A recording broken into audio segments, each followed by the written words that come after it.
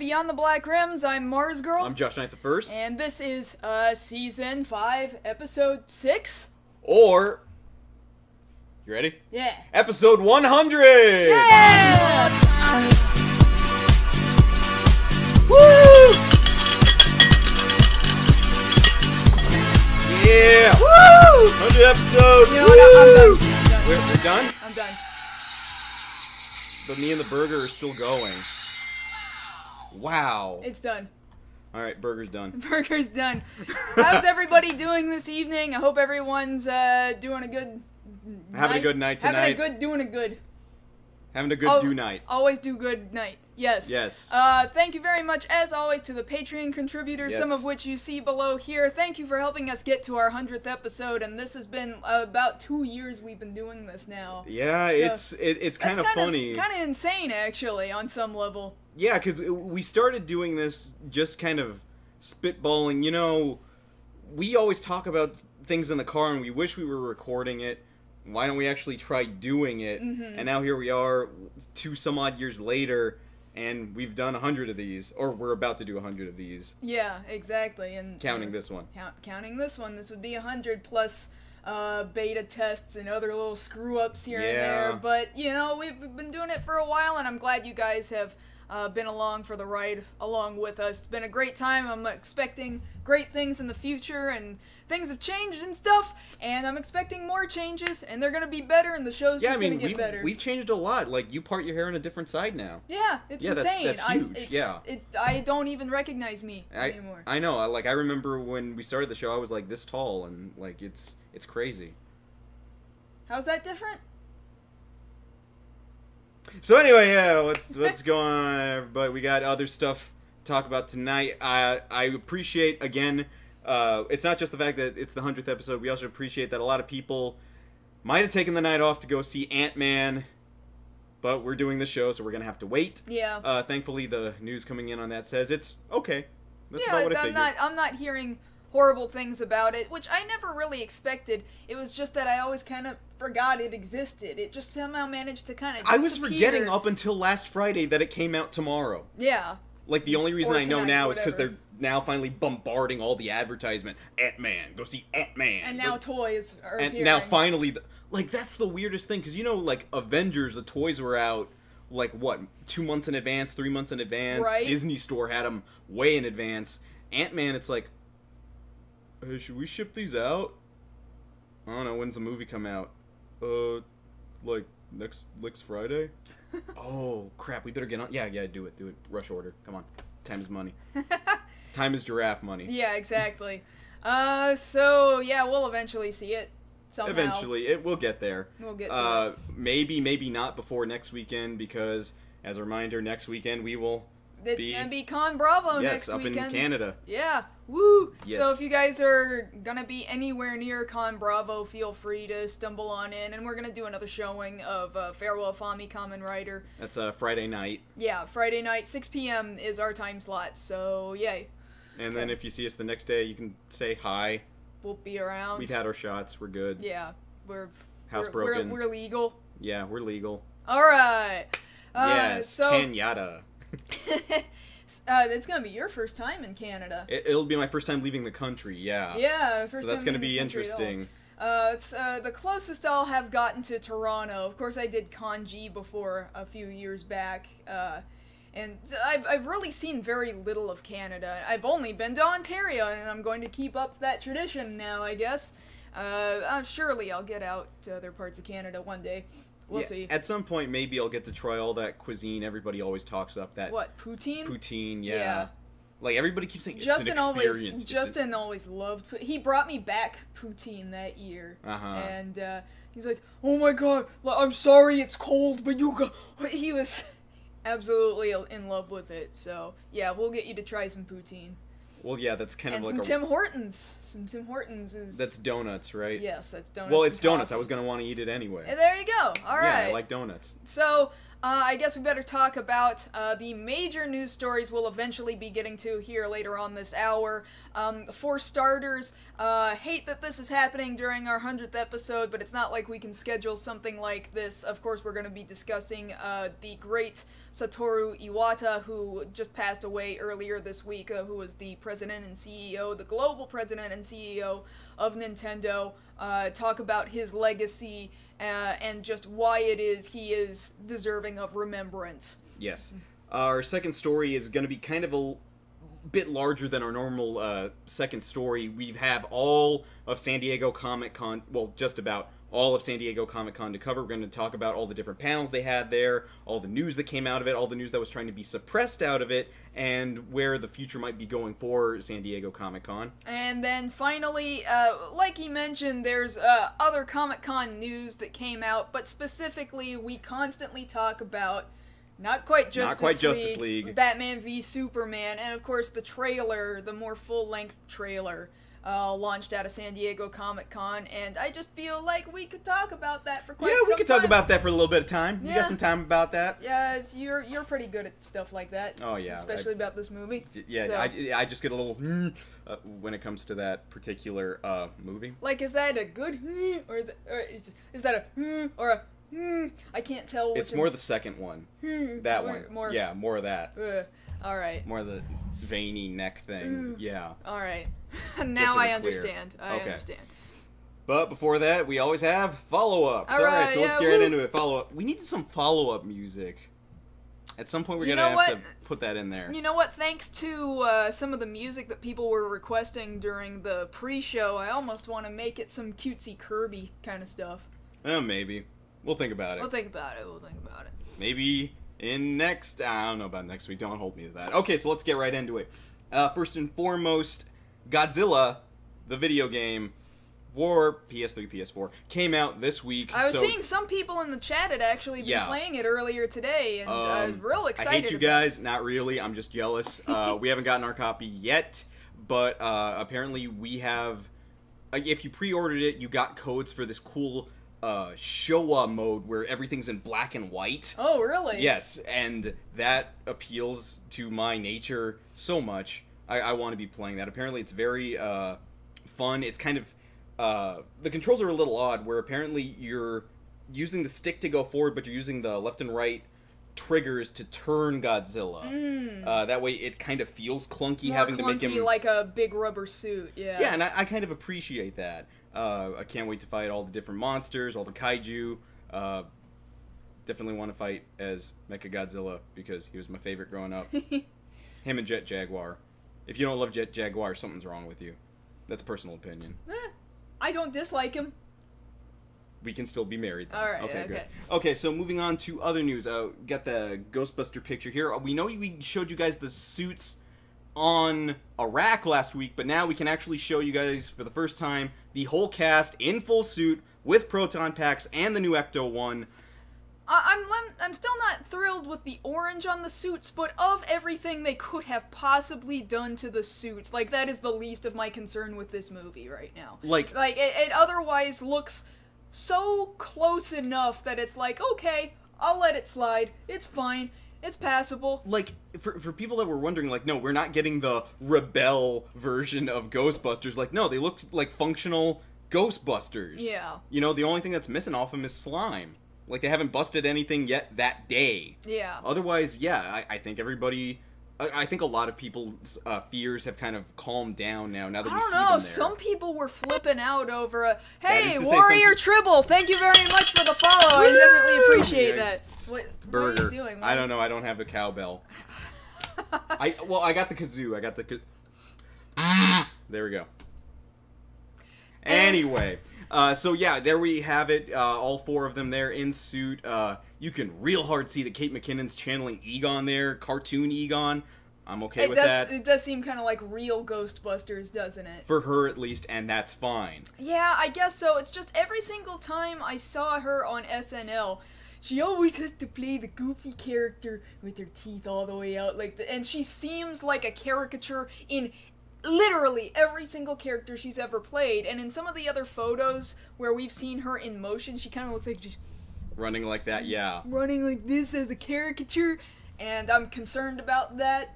We'll have to see. Like, that's a little more something we have to wait for footage for to see how their each of their characterizations go, but more on that once we get to it. But in addition to that, we also have this picture of them. We also have confirmation that Dan Aykroyd has already filmed his cameo for the movie. Oh, so he does have a cameo. He does have a cameo. It's just one scene. I'm not going to spoil it here. You guys can ask me about it in the post-show if you really want to know.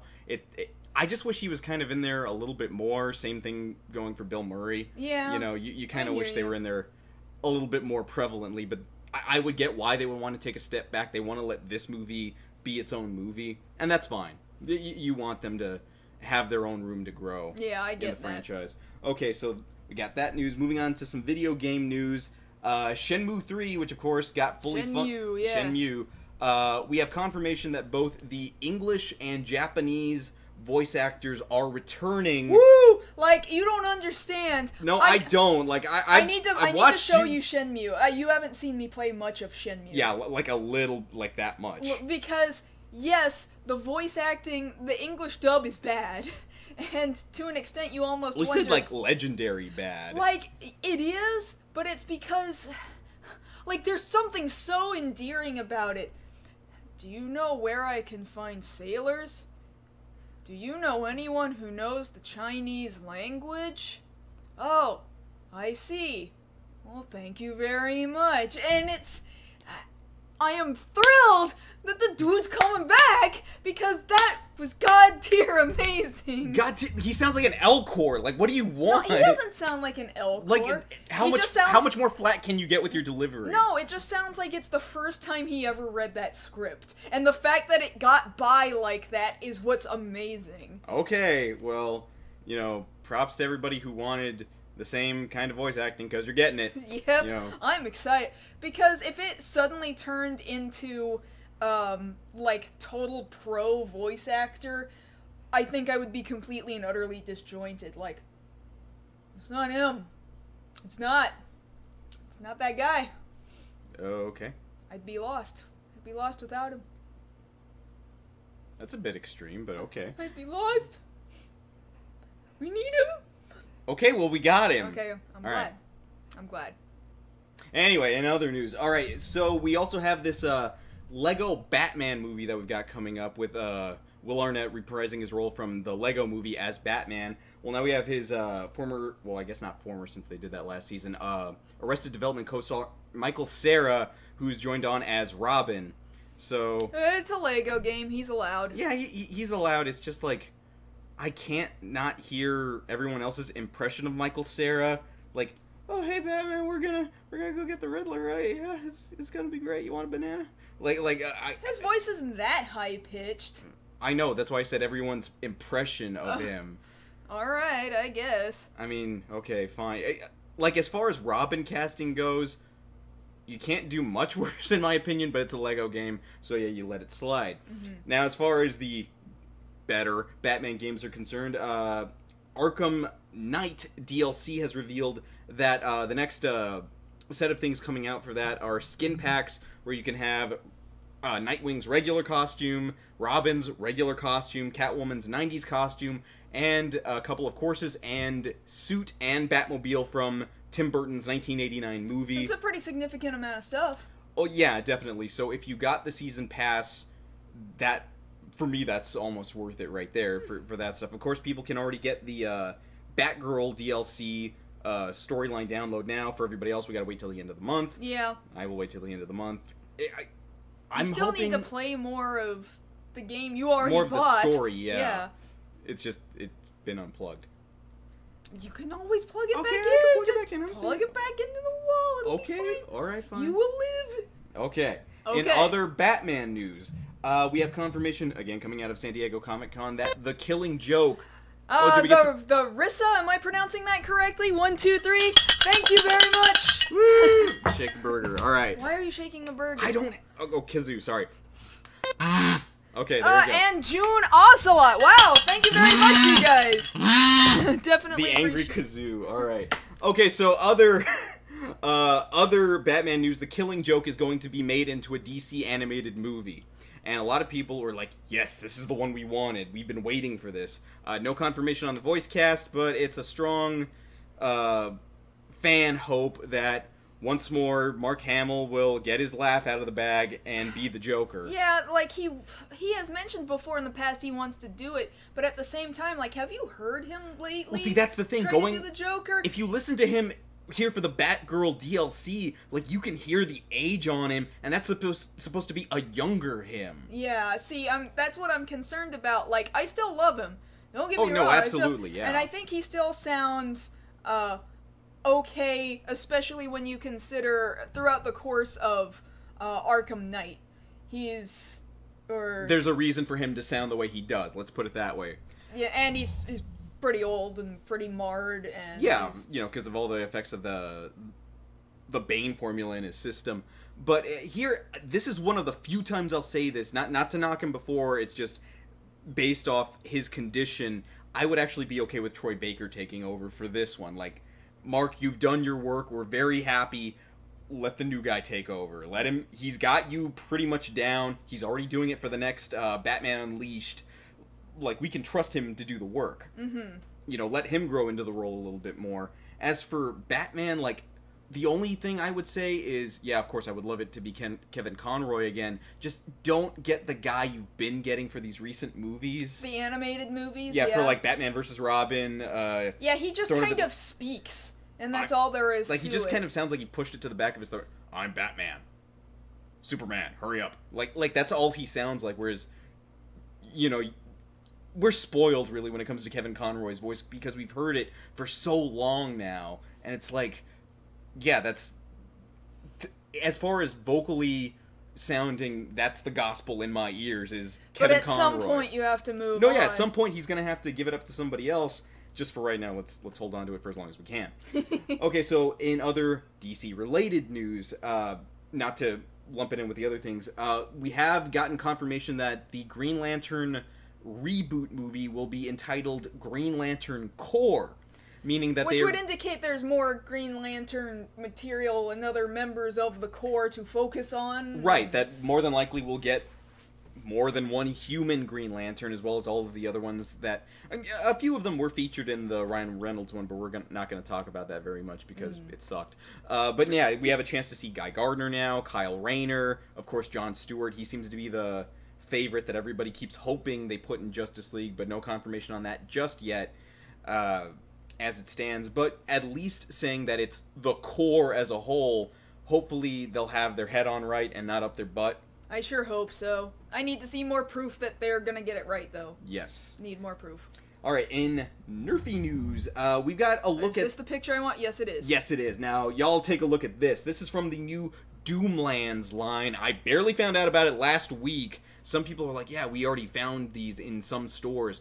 These things look so beautiful. So beautiful. They go pretty hardcore, all They right. go on sale, I believe, at the end of this month, beginning of next month, going into August. I'm gonna want that one on top. That's the Lawbringer. I'm gonna we want have the the hell Lawbringer out on of that. top, and beneath it, the Vagabond. The Vagabond's got my name on it. Like, that just looks so sweet. That says Vagabond, not Josh. That's not how you spell Josh. What? Josh is not spelled V-A-G-A-B-O-N-D. You know what I meant. It's a beautiful gun. It's a beautiful gun. Ooh, yeah. All right, enough of that. That's enough. So yeah, you guys be on the lookout for those, because they will be in your neighborhood very soon. It always sooner. seems like Nerf ends up hitting the northern states before it gets down here to us. And I hate it, because we gotta wait. And if we're lucky enough, we'll travel to the north and go find them. Like, you remember the last, what was the Zombie Strike line? We had to go up to Austin to go looking for them. And then we had to go to, like, North Austin to find all the ones we were looking at. I think it was at a Target right there across from the Draft House, remember? Yes. And yeah, it was worth it. And we're only an hour away from Austin, and we didn't get it here for another 3 weeks. Hey, DG Tech! Hey, I'm surprised we didn't follow sooner, but I'm glad to see you here. Thank you. All right. Okay, so moving on to other news. This is the other one. We finally got what seems to be our first look at Kamen Rider Ghost. Oh, which picture was that? Was that nope? No, that was not that one, but you're was that close. That one? That was this that one. Okay, so from the looks of it, this seems to this seems to come from a reliable source. This is what's been going on, going around the circuits just today. This seems to substantiate most of the rumors about what the look was going to be, that it was kind of a street clothes look, that the belt was very simple, using these things called ghost icons. It's an interesting mechanic that they've got. It seems to be kind of a pull-push system on the belt where you insert the ghost icon, and then just kind of... And then, supposedly, if we're understanding this correctly, the ghost that's trapped inside the icon possesses the user, which allows him to become ghost. I don't know. Maybe I was reading it backward, but it kind of looks like it kind of went in reverse. Or perhaps, we're not exactly sure yet. What we do know is that around August 1st, that we should be seeing the first official pics, since later that week on the 8th, that's when the Drive movie Surprise Future debuts, and that's when we'll see him there for the first time in suit, in battle, in the movie. But yeah, you think that is in fact like a Beatles horn? Does that actually mean that he has some kind of bug motif for the first time in years? The way I looked at it was that little horn thing he seems to have looks more like the bottom half of a ghost. You know, the little woo tail. Yeah. You know, like... Or sometimes ghosts are kind of a flame in Japanese. That too, or even like the top of a head of a ghost, you know, the little wispy thing. I'm gonna need to see real pictures and not just art. Like, I'm not 100% sold on the look yet. I think we had the same agreement that we want to see this thing in suit. I want to see it actually on a dude, but so far I don't hate it. Yeah, I don't hate it. I don't hate it yet. So that makes me feel better about it. But yeah, that's all the time we have for follow-ups. We got to get into these stories. Yes. So let me get back here a little bit. I believe this is... Yes. Unfortunately, our first major story of the evening, which of course we're talking about Satoru Iwata, who was the president and CEO, the global president and CEO of Nintendo for 15 years. Yes. Unfortunately, as most of us know, he passed away, it was announced this Sunday, at the age of 55 from a bile duct growth that he had been dealing with. I remember... I imagine they were saying it was cancerous. That was the rumor, that it was cancerous. Because I remember back in last year, they were saying they had worked on it. It was like 2013 that originally that growth came up, and right. He had surgery, and he came back after it, and he looked... maybe a little thinner and maybe a little saggier in the face, and so some people were kind of concerned for his health, but then he tweeted, thanks for being concerned, guys. It's true, I lost some weight, but I've been stable with my weight for a couple months straight now, and thank you for being worried about me. He was just so professional about it, and he didn't want anybody to worry about him. And so, yeah, he was physically missing from E3 for like 2 years in a row. Granted, we saw him in puppet form this year, and we heard his voice.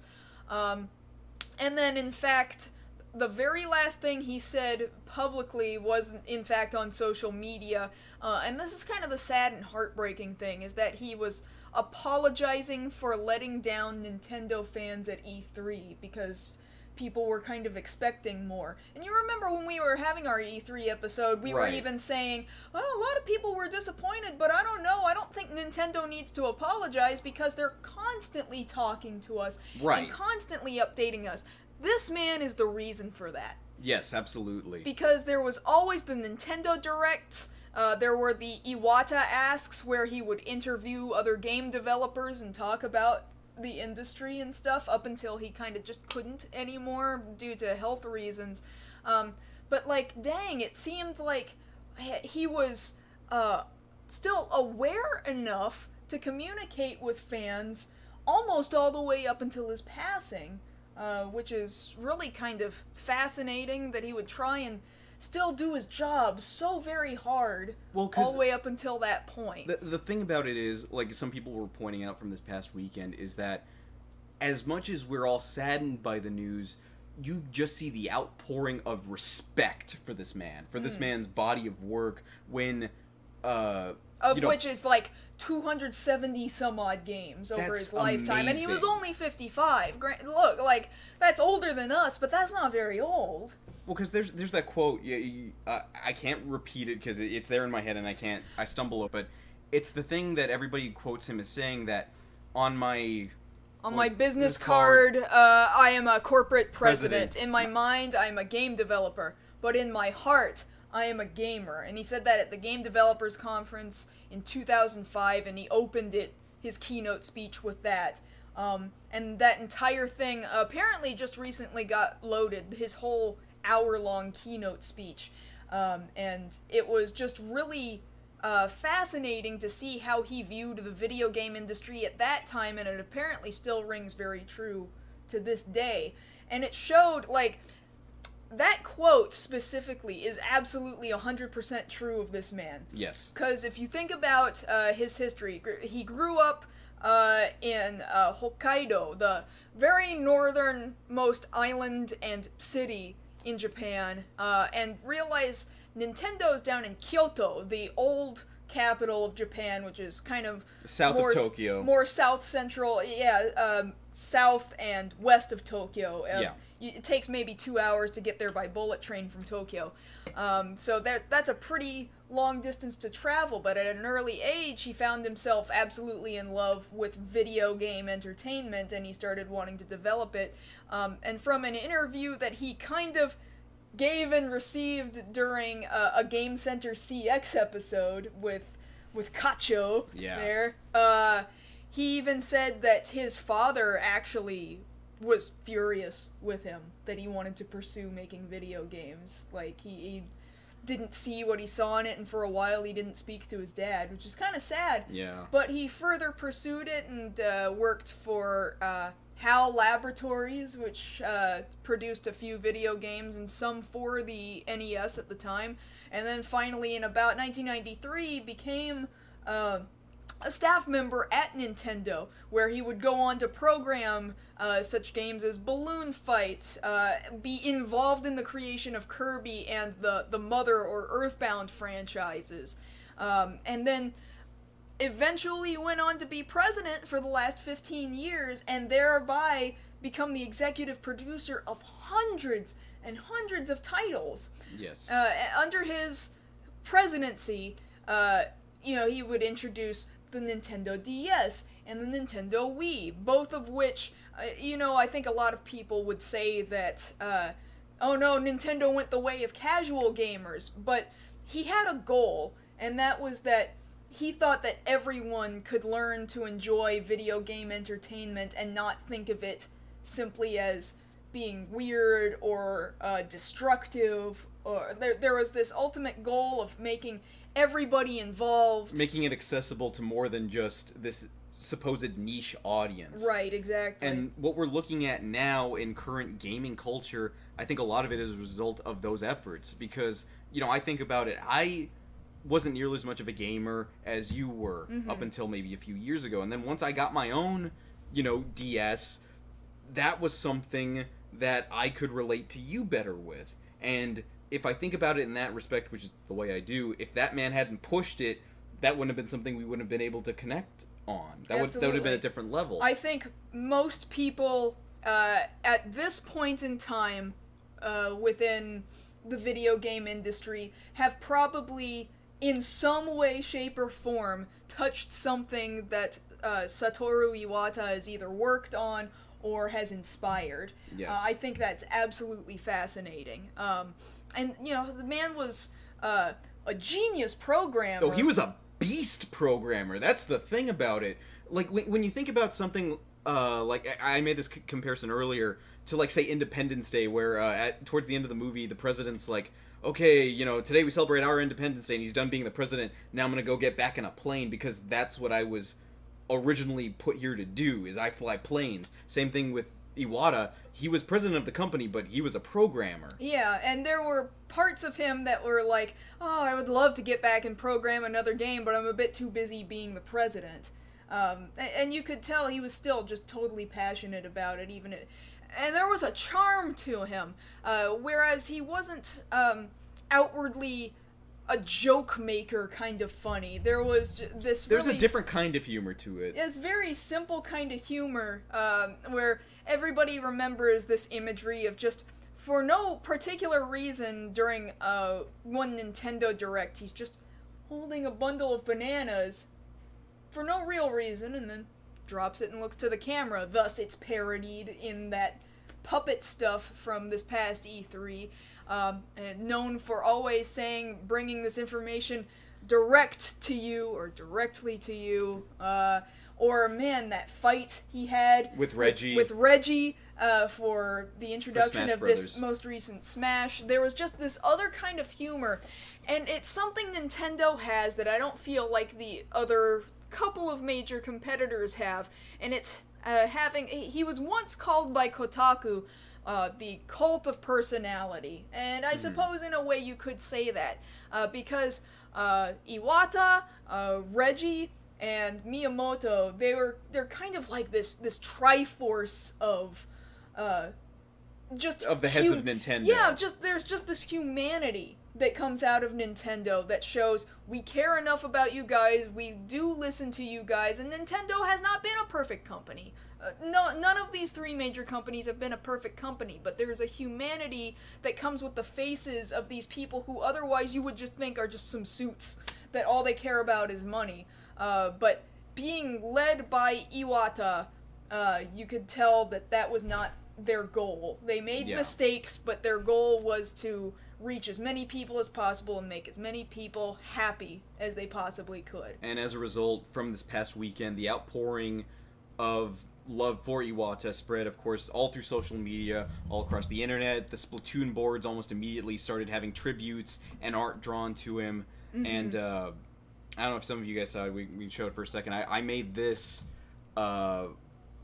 just a few minutes after I found out, because I was like a lot of people, we were dumbfounded when we heard, like, no, that's a joke, right? That's some it really kind of seemed out of nowhere, despite the fact that in the past we had heard that he'd had some health problems, but he had led us to believe that things were okay, and he was still communicating with us, and nobody said, oh, he's in the hospital. Like, nobody had said it. So, the shocking thing is that image got spread around to thousands of places, and many... And the reason why I bring that up is that it's an image that is so simple, but it means... the way it was spread shows you how many lives he touched. Because it just the simplicity of, removing your hat and putting the flag at half-mast, those are both, I think, worldwide recognizable signs of respect. That and associating it with Mario. Mario, to my understanding, is now more worldwide known than even Mickey Mouse. Well, yeah, he's up there with, like, the majors, like, him, Mario specifically, Mickey, and, like, Superman. Those are, like, the big ones. Like, they worldwide are recognized, and, of course, once you see that, it's like, I get it. I see that, and I recognize that, and people felt the same way, and people were trying to thank me about it, but it's like, don't thank me necessarily. I mean, I appreciate that you appreciate that it was made, but really it's the appreciation for Iwata and everything he did to really try and bring us all together. The reason why everyone understood and appreciated that is because it's such a simple image that shows that everyone has been touched by Iwata. Yes. And the outpouring has just been fantastic. And I think we'll be feeling the waves of his absence for a long time to come. Absolutely. It's going to be so hard to fill his shoes. Of the first president who was not of the family of those who ran Nintendo, and only the fourth president in the line of Nintendo. So we'll have to wait and see who they tell us is the fifth. And that's going to be some scary territory for a little bit. But for right now, we're, of course, left with good memories, great pieces of footage of him talking about his love for gaming, his love for Nintendo. So, to move on to the next piece, thank you, Iwata-san, for all you did, and we'll be enjoying your games for many years to come. So, moving on to our second story. It is very difficult to move on to anytime we talk about the passing of someone, it's very difficult to move on to something else with any further cheer. But we have to do it, so... San Diego. Yes, I was having a... Gosh, there's images. There it is, okay. That's what I wanted. Wait, I gotta get out of the way. There we go. Okay, yes. Get the... Okay. So San Diego Comic-Con was this past weekend. Before we get started, just one thing I wanted to say. You know how at the White House press junket every January. They always call that the nerd prom. That's bull. so stupid. This is the nerd prom. Seriously. Right? Like, somebody get on that, make that a movement, start calling Comic-Con the nerd prom, because that's where the friggin' nerds are. Seriously. That's where the agree. nerds get respect, not, hey, look at all the nerds here at the White... No nerds at the White House. Like, maybe the one you hired to be the MC, fine, but no, the nerds go here, the nerds get respect, the nerds are losing their dang wallets at the booths and the merch. Literally, like, they're losing it because they have no idea where they put it. That would be me. Yeah, and, you know, you're in that throng of people, and it's amazing. There's so much news to get through on this, so we'll try you're just gonna have to, like... rapid fire. So, yeah. Yes, of course, there's a ton of panels, ton of news coming out of that, and really, it was a lot of stuff I couldn't just throw in with the follow-ups. We have to make it its own story because it's its own event every year. It's massive news coming out here, so we'll just jump right into it. First and foremost, top of the hill, Star Wars Force Awakens panel. We had the main cast there. We had J.J. Abrams. J.J. Abrams, of course. Lawrence Kasdan, the writer for the movie. We got back Carrie Fisher, Mark Hamill, Harrison Ford, fully recovered. Yeah, and Harrison Ford was actually sounding like he knew how to speak for the first time publicly in the... He sounded like he knew how to speak. He sounded lucid. Yeah. And he sounded thankful, more so than I've seen him in many years in many interviews. He was very happy to be a part of the cast, part of the experience again. There was no new trailer, however, there was some fantastic kind of making of behind-the-scenes-ish footage, where we actually saw, Simon Pegg, as somebody, we don't know. He's in a suit. He's in some kind of suit of some variety, and I'm wondering if he's gonna be covered with, like, if he's gonna be an alien, and he's gonna be... Like, we're gonna have to take a little look at that to see, like, what the bottom of the suit looked like, and then match that with whatever we see on screen to try and find him. So some people are kind of disappointed, like, oh, there was no new trailer, but you think about it, I loved that behind-the-scenes stuff. I ain't gonna front, I cried looking at it. I cried. And I'll tell you why. It's because... the last 3 movies that released, you know, the prequels, you look at all that behind-the-scenes footage, and there is no soul and no joy. Yeah, I was about to say that. There's no joy there. In anything that's happening there. But this footage, maybe it's just the way it was edited. It's entirely possible that they're lying to us, and actually every single person on that set was miserable, but I don't believe it for a second. They were all talking about, I can't believe I'm here, to be able to participate in Star Wars at all, and to look around and see that everything is real. It's like I'm really in this universe. Everyone was just... their hearts were on wings, basically. It's the happiest thing I'd ever seen, and it made me want to cry, because, like, oh my god, that's how happy I've wanted to be for years over a Star Wars movie. It's something that J.J. Abrams said there at the panel, which really, for my money, made me feel a lot better about the experience. It's not good enough that this is being made by fans. It's being made by people who are capable when it comes to movie making, who also happen to be huge fans of this IP.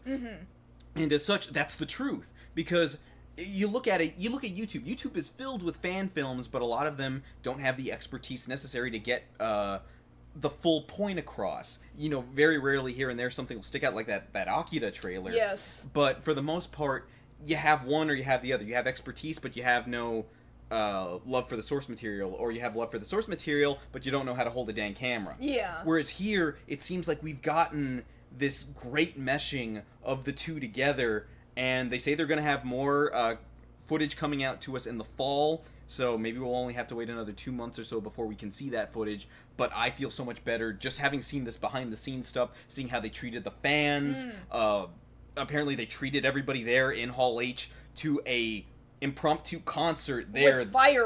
With fireworks. All the beautiful full orchestration of John Williams there for everybody, and that sounded amazing. Everybody lost their dang minds. I would have lost mine too, you know, because it was the way he phrased it too, like, okay, we see some people here who want to hear this music, now we only have room for everybody, and it's like, oh my god, I can go, I'm so happy. Like, that's the feeling there. That's what Comic-Con brings. And, you know, those are the high points. People want to go there and experience that, but then you get some stuff that's only so-so, like Warcraft. Yeah, see, okay, like, the Warcraft movie doesn't look awful. There are some of the costume pieces and props that they had, super highly detailed and, Oh, yeah. and game accurate looking, and some of these posters that are released look this.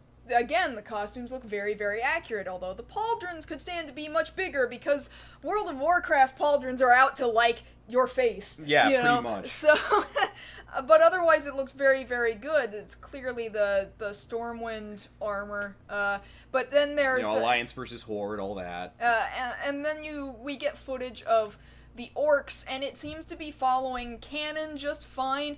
Orcs, if you don't know, they come from a different planet before they come to Azeroth, and their world's gonna be destroyed, and they go in through a portal, and then they're on Azeroth, and then they're the odd people out, and now it's like orcs versus humans. Now that's how Warcraft originally started. It was nothing but orcs versus humans. Which seems to be where they were starting, so that's fine. And that's totally fine. It's just the bulk of the footage they showed during that panel just seemed so dull.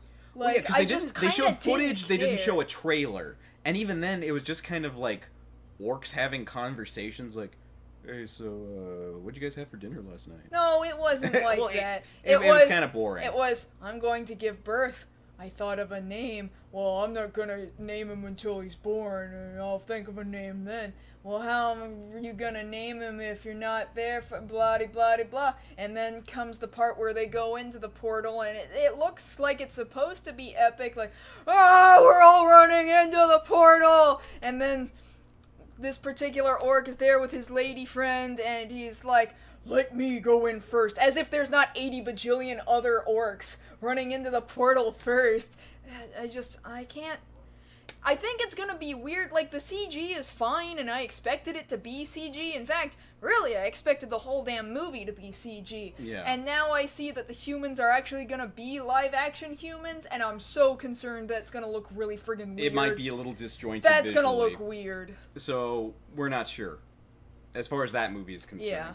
And, of course, there was a bunch of other news. DC TV absolutely owned it on Saturday night, just like they did in the previous year. They had all their shows there: Flash, Arrow, Gotham, and now Supergirl added to the roster.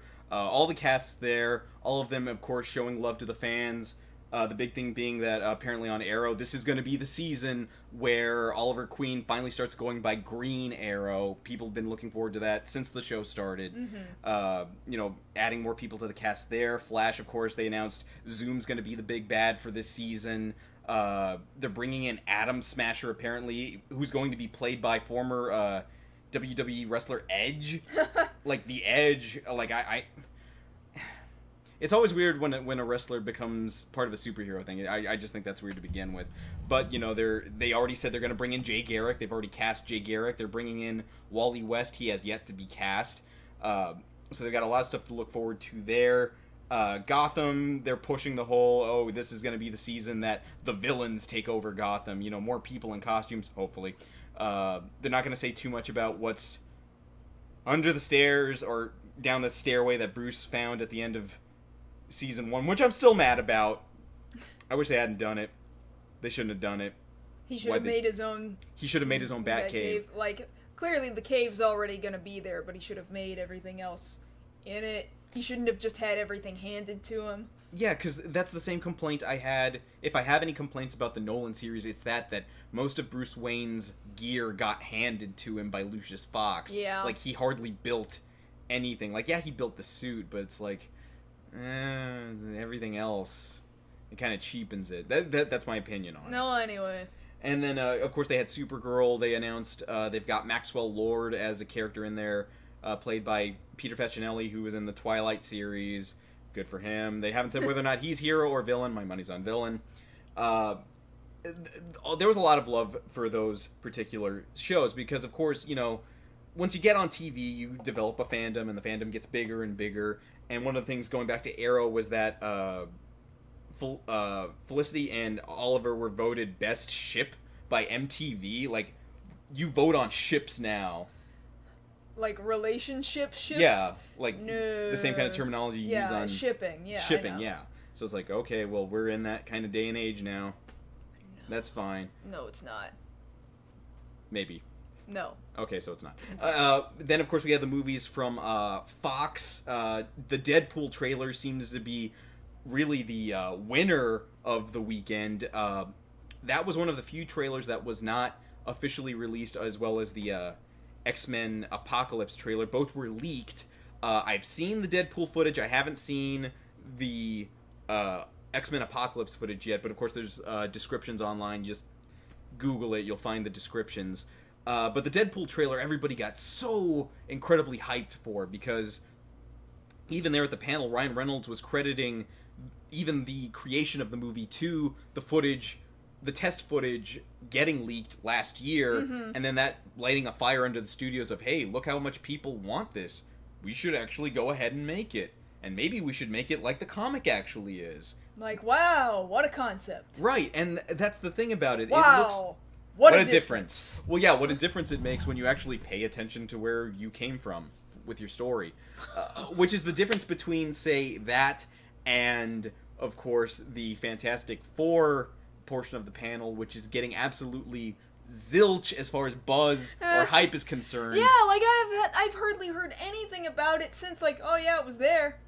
Well, what about it? I don't know, but you see that Deadpool footage, huh? Yeah, like, that's the thing. I already said last SDCC that they messed up by not having a panel, and then you have a panel less than a month before the movie's set to be released. Like, that's too little too late. And man, those footage, those photos of Doom. Yeah, that's a whole nother train wreck, alright? Like, this looks like it's gonna be, and I'll say it, this looks like it's gonna be worse than the 1990 version. Oh, no. See, the 1990 version had kind of a charm. Like, it was it was clearly kind of clunkily made, but, like, at least everybody looked like them. At least like it got things right. Like, the only thing I can fault that one for, because, yeah, it's a pretty slow movie, and it's got other problems, but... I can't remember who I watched that with. It was with me. I guess it was with you. Yeah, we were over at Chris's house, remember? Yeah, we watched the whole thing. Yeah, because the whole thing's up on YouTube. Let's not kid ourselves. But, of course, that was Fantastic Four. On the DC side of things... we got our first look at the Suicide Squad footage, which was odd because it got leaked, and then a few days later, DC decided, okay, we're going to go ahead and put it out, but not without writing a nasty note to everybody saying, we were going to save this for later, but you guys had to leak it, and we didn't want it out there in bad quality. Shame on you, but here it is. And it's like, man. Yeah, we had an argument with a friend the other night about whether or not these companies do these leaks themselves on purpose. You know what? Maybe not. But in the case of this movie, whether or not it was leaked on purpose to begin with, reprimanding your fans for doing it is not going to make you look any better. Well, 'cause that is an awful business move. Well, yeah, it makes me hate DC. Well, and WB for that. Yeah. Because the thing about it is the footage was getting hype. And you should have focused on what was working for you. Because at this point, DC, you're the underdog right now. Marvel has been whooping you for years. That's why they decided to sit this one out. Right. If there was a middle finger they could show you guys, it was that, yeah, you guys can have Comic-Con. We'll be at D23. We're chilling somewhere else. Yeah. You guys do whatever you want. Like, that's the vibe I get from it. And then here, they had the chance, and I was saying this before, that you can take the ball and run it into the end zone, and you almost did, but the way you handled the trailers was a fumble. Mm-hmm. And that's as close as I'm going with a sports analogy because I don't like football that much. But point being, you guys get that. The question came up of, we compared it to, say, something like Star Wars Celebration, where the bulk of those panels were streamed for people who could not attend the event. Mm-hmm. And for a lot of people, same thing with E3, if you can't make it, if you can watch it, you still feel like you're part of the action. Granted, you're not there on the floor, but you still feel like you're a part of the experience. And there's the question of, well, should they stream these panels there at Comic-Con, or should they keep them exclusive? Well, because here's the thing. Even with, for example, Star Wars Celebration almost being entirely streamed, people still friggin' paid, and those rooms were still full, and there's other perks to being there other than just sitting in the panel rooms. You get other stuff, you get other chances to do other things, like you're paying for a badge that covers a lot more than just sitting in a panel room. So you're still going to sell tickets no matter what. that's always going to be a thing. They should not be concerned about the leaking of a trailer, because then you're just going to release the trailer anyway. The actual high-quality trailer, and with the day and age of YouTube and ad revenue, you'll make bank just on releasing a trailer, which is not something that used to ever be a thing. So that should be... People didn't used to make money on trailers.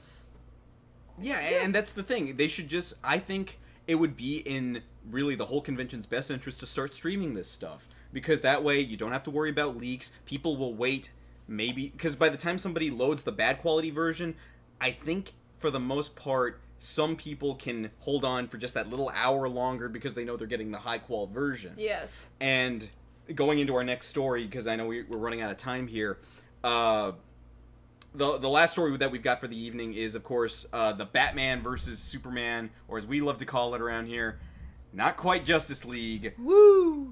Footage got shown there at the DC panel, and this thing has me worried. To say the least. To say the least. Because a lot of this footage looks to confirm a lot of the rumors that we've been hearing about the movie. Mm-hmm. Of course, we're just a few months out now. It releases in March of next year. And we're finally getting our first look at the tone of the movie beyond that little bit of footage that got leaked last year, but we never actually... Like, that little piece of Batman there on the roof, that's as close as we got to seeing last year's footage. Yeah. Point being... The tone seems to be that, and the trailer here will loop and you guys will see it for yourselves, and most of us have probably already watched it, but just to kind of run through it real quick, Superman seems to be answering for all his destruction in Metropolis, to which I say good, because there's no way you couldn't address that, especially after all that massive, massive damage and probably the millions. But apparently the big change is that Bruce Wayne was there in Metropolis, confirming he was there during the fight. And that was probably one of Wayne's towers. Yeah, it was one of his buildings there in Metropolis that got demolished, and that people died. People did die in the attack, and Bruce holds Superman personally responsible for those deaths. They even have a line paralleling that from one of the new characters they made for the movie, played by Holly Hunter.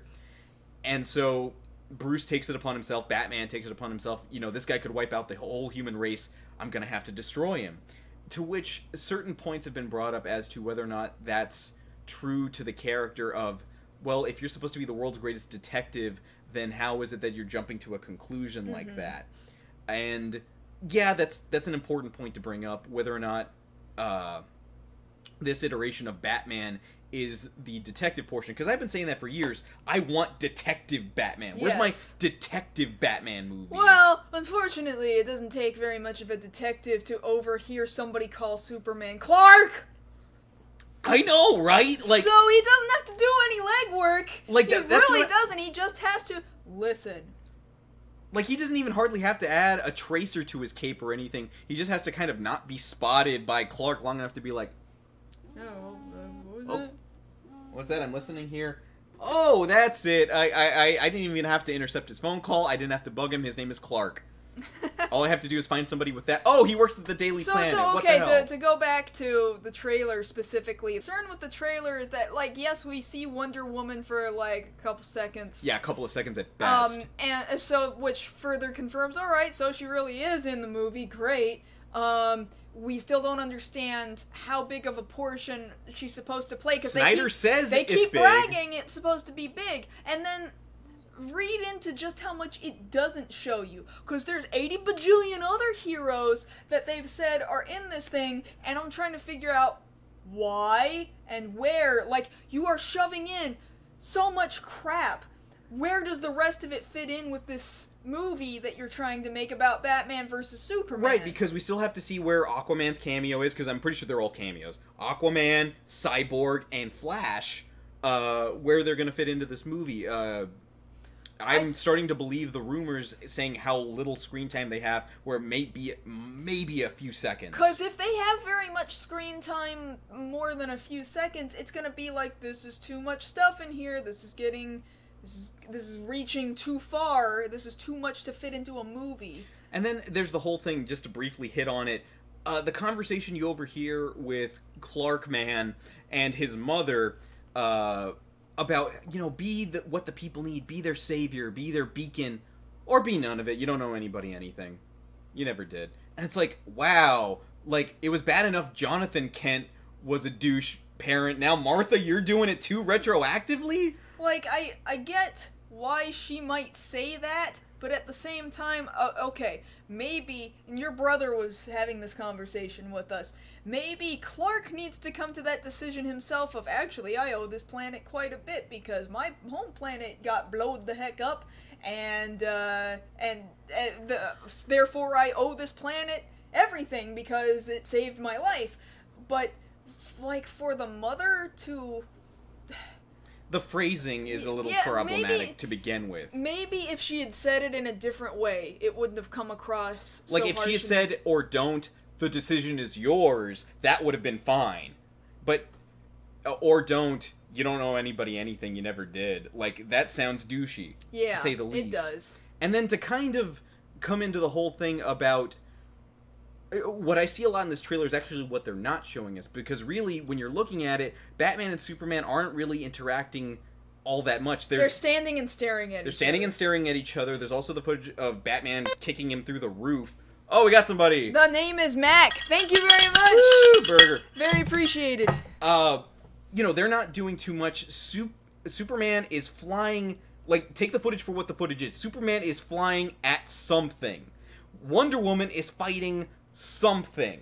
Batman, yeah, he's probably dodging, you know, heat vision, but I don't know that it came from Superman. The reason being, it's the whole fact that we see Zod's dead body there, which more or less confirms the rumor Lex got a hold of it, which then purports the whole other set of rumors about that's the way we get the actual supposed villain in this movie that they're not ready to show us yet, Doomsday. Mm-hmm. Which I'm starting to believe now, because... You look at that footage, really, the sight of the Bat Jet, I guess that's what they're calling it, coming down over all of this wreckage in the night sky, that doesn't look like something Superman did. Yeah, Wonder Woman wouldn't have done that. Something did that. So I only want to shove in like 2 more brief comments.